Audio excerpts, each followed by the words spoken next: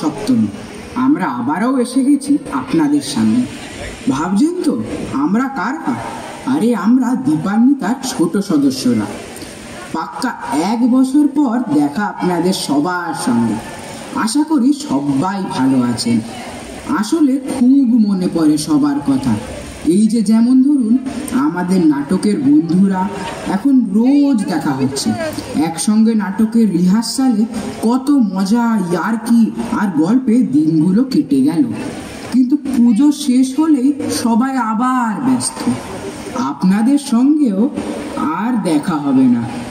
এই যে একসঙ্গে উৎসব যাপন, কত হাসি, আড্ডা আর গল্পে মিলেমিশে হই হই করে দিনগুলো কেটে যাওয়া।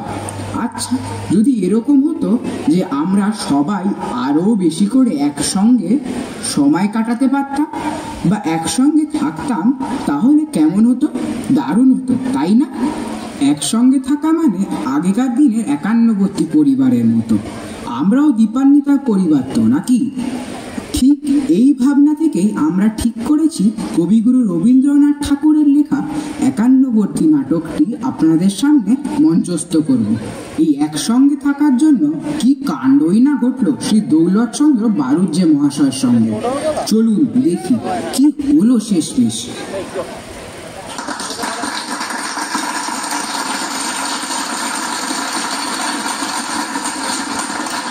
এবার সভায় বক্তব্য পেশ করার জন্য মঞ্চে আমন্ত্রণ জানাচ্ছি আমাদের পরবর্তী বক্তা দৌলতচন্দ্র বারুজ্জে মহাশয়কে।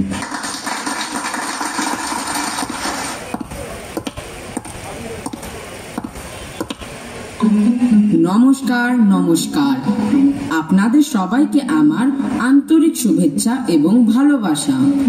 আজকে 51 পরিবার প্রথা সম্পর্কিত এই সভায় আমন্ত্রিত হতে পেরে আমি খুবই আপ্লুত। আসলে জীবনে প্রকৃত আনন্দ তখনই অনুভব করা যায় যখন নিজের স্বার্থের কথা না ভেবে অন্যের আনন্দের চিন্তায় নিজেকে নিযুক্ত করা হয়। সকলে একত্রিত হয়ে অপরের মঙ্গল কামনায় পারিবারিক মূল্যবোধকে মজবুত করে তোলে। কিন্তু মধ্যিখানে স্বার্থ উড়ে এসেই জুড়ে বসলেই হয় কেলোর কীর্তি, বিবাদ, হিংসা, জোচ্ছুরি, নিন্দা, উফ, আর কি না এসে বাসা বাঁধে মনের অন্দরে। আর তাই স্বার্থ ত্যাগের একমাত্র উপায় 51 পরিবার। যেখানে পরের অর্থে জীবন নির্বাহ হয়, সেখানে স্বার্থের কোনো প্রয়োজনই হয় না। সবাই আনন্দের সহিত মিলেমিশে জীবন অতিবাহিত করতে পারে।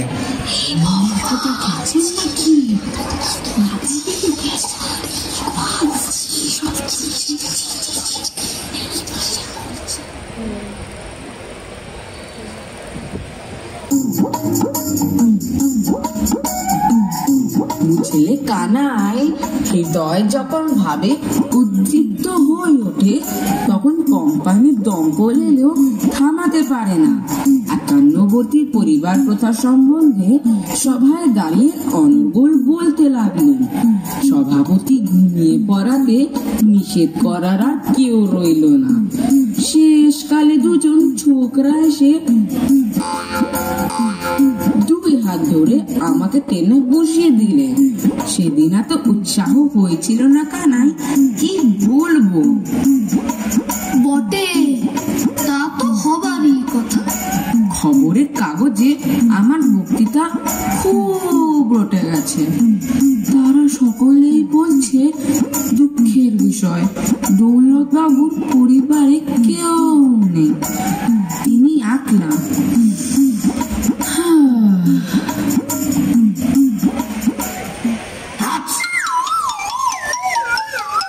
জয় হোক বাবা, আমি তোমার পিসে। সে কি মশাই, আমার তো পিসি নেই।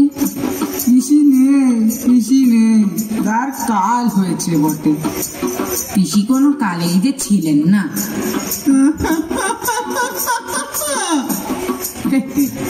সে কি করে হয় বাবা? আমি তাহলে তোমার পিসে হলুম কি করে? কি বলেন মশাই? তা তো বটেই। জি আজ্ঞে, তা আপনার কি অভিপ্রায় আগমন? অভিপ্রায় তেমন বিশেষ কিছু নয়। শুনলুম আমরা পৃথক হয়ে আছি বলে খবরের কাগজে নিন্দে করছে, তাই একত্রে বাস করতে এসেছি। আপনার সম্পত্তি কিছু আছে? কিছু নাই, কোনো বালাই নাই, কোনো উৎপাত নাই।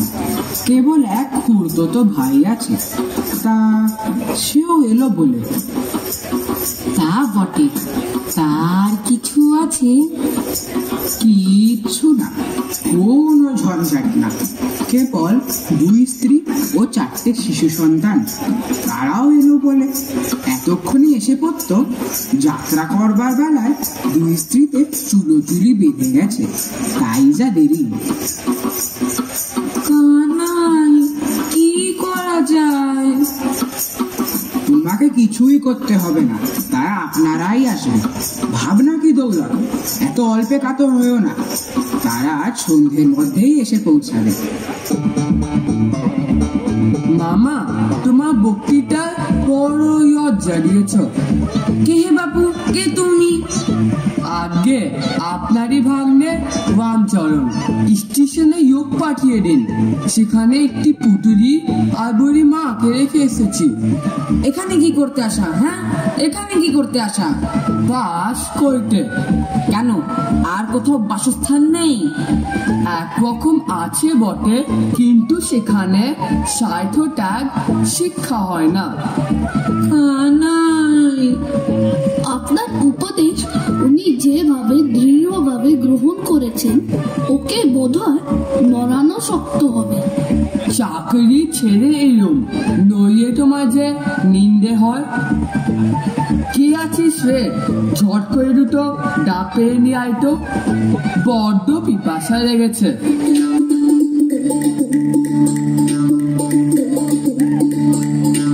এই লক্ষ্য আমার সমস্ত স্বার্থ বিসর্জন দিতে এসেছি। এই আমার ভাঙা বুকনো ঠেলো হুকো আর এই বেড়াল ছানাটি, এর মধ্যে ও দুটো পৈতৃক সম্পত্তি, আর বেড়াল ছানাটি আমার নিজস্ব। আর আমার দোষ দিতে পারবে না, তোমার এখানেই আমি লেগে রইল। তুমি আবার কে হোক বাপু? আগে আমি দর্জি, আপনার গায়ের মাপ নিতে এসেছি। এখন যাও, টানাটানির সময়, এখন আমি কাপড় করাতে পারবো না। খলিফাজি, যাও কোথায়? আমার গায়ের মাপটা নাও। পুরোর গায়ে যেরকম ফুল কাটা ছিটের জামা দেখছি, অমনি 6 জোড়া হলেই আমার চলে যাবে। যদি বেশ ভালো রকম করে তৈরি করে দিতে পারো, তো খুড়ো তোমাকে খুশি করে দেবেন। বুঝেছো খলিফাজি? যে আগে।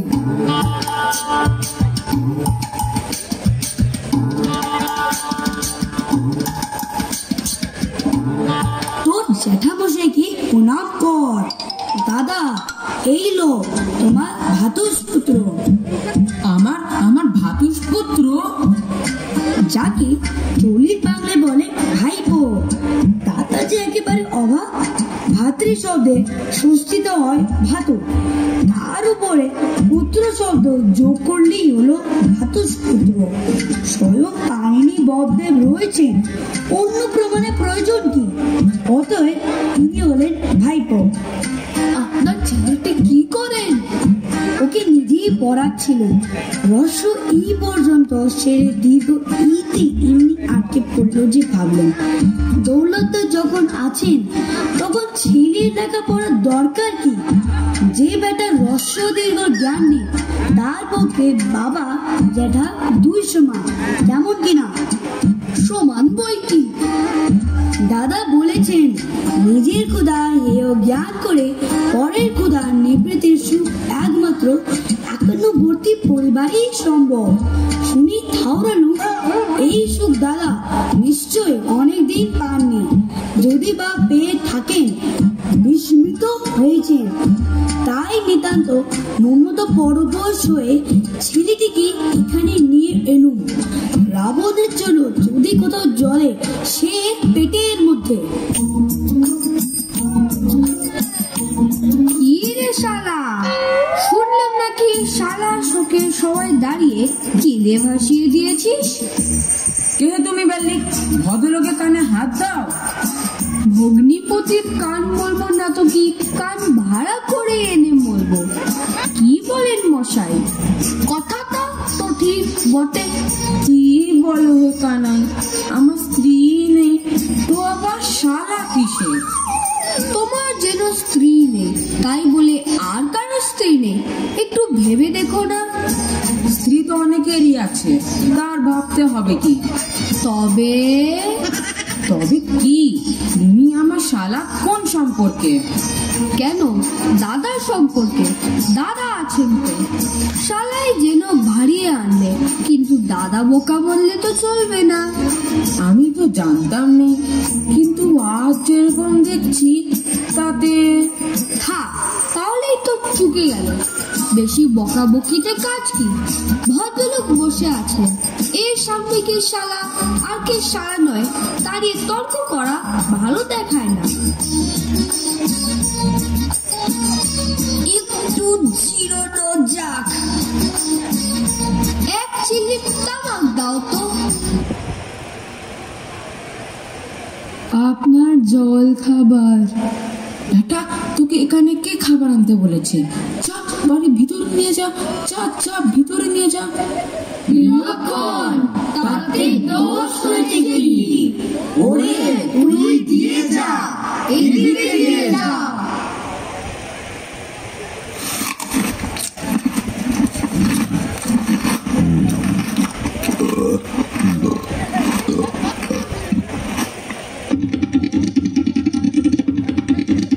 পোড়ার মুখ তোমার মরণ হয় না?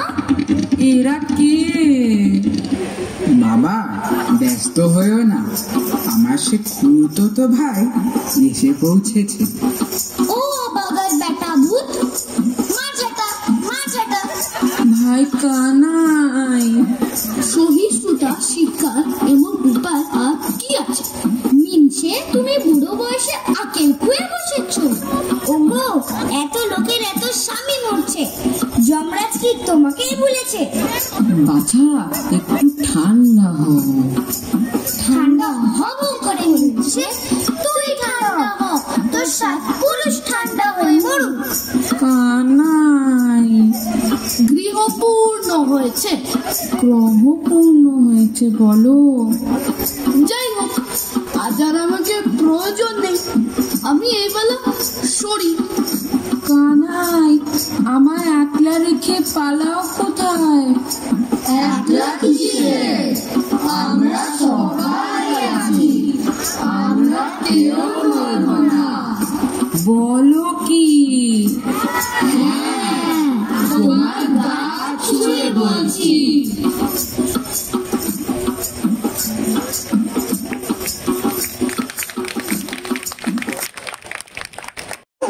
দৌলতচন্দ্র, শ্রেয়াংশ কানাই,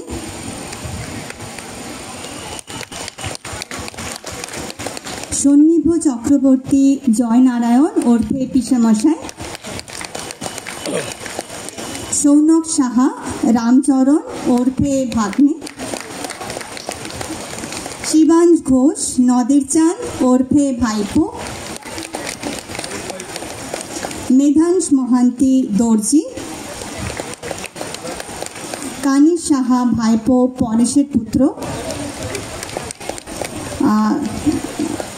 অপরাজিতা কর পিসামশাইয়ের বৌমা, সায়ন্তিকা ঘোষ পিসামশাইয়ের বৌমা, আরিয়ান মণ্ডল পরেশের ভাই, কিয়ানসি পরেশের ভাইয়ের ছেলে। আবারও একটা জোরে হাততালি হয়ে যাক আমাদের খুদে সদস্যদের উৎসাহিত করার জন্য। আচ্ছা, সরি, আমাদের আরও একজন সদস্য আদিশ বৃত্তর রোল করেছে।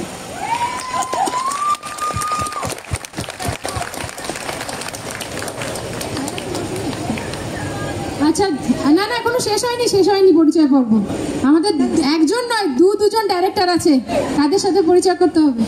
যেটা আমি আগেই বললাম, আমাদের ডাইরেক্ট সাহেবা, যাদের ছাড়া এই নাটক মঞ্চস্থ করা একদমই সম্ভব ছিল না।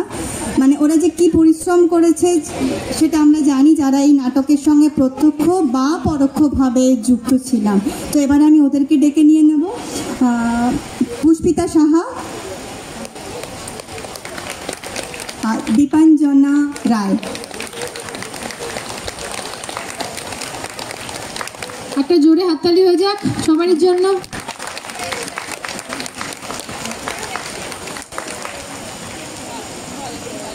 চলো, আসছে বছর ধন্যবাদ সকলকে, আসছে বছর আবার হবে। আচ্ছা,